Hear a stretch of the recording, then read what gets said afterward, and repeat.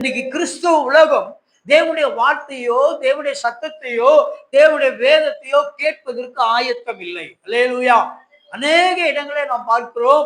ஆமே, அவர்கள் நிராகரித்து அவர்கள் தேவனை விட்டு விடுகிறதை பார்க்கிறோம். தேவனை விட்டு தூரம் போகிறதை பார்க்கிறோம்.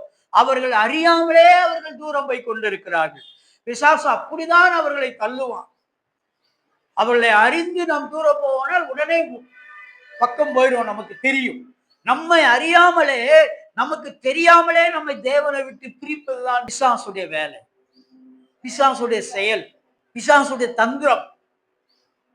ஆகவே இதை இன்றைக்கு நாம் சரியாய் உணர்ந்து கொள்ள வேண்டும். வேதம் சொல்லுகிறது, ஆமை, கர்த்தரை விட்டு பின்வாங்குற இருதயம் அது என்னவா? அது வேதனையிலே தள்ளப்படும் என்று சொல்கிறார். அல்லேலூயா. கர்த்தரை விட்டு பின்வாங்குற இருதயத்தை நாம் ஒரு நாளும் நாம் காண்பிக்க கூடாது, நாம் அடையக்கூடாது. நம்முடைய இருதயம் கர்த்தரோடு இணைந்திருக்க வேண்டும். ஆண்டவர் நம்முடைய இருதயத்தில் முழுமையா இருக்க வேண்டும். நிராகரிப்பு என்பது இன்னைக்கு அநேகரை வேதனைப்படுத்தலாம், அநேகரை ஏமாற்றத்துக்கு கொண்டு வரலாம். அது உலகத்தில. ஆனால் தேவனை நாம் ஏமாற்றுவோமானால், அல்லது தேவனை வேண்டாம் என்று ஒதுக்குவோமானால், தேவ சமூகத்தை வேண்டாம் என்று ஒதுக்குவோமானால், அதை போல பரிதாபமான முடிவு வேற எது இல்லை. அல்லேலூயா.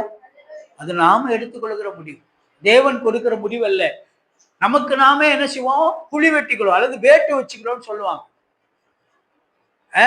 தனக்குத்தானே குழி தோண்டி கொண்டு விழுகிற ஒரு காரியம் தான் அது, தேவனை விட்டு விலகிற காரியம்.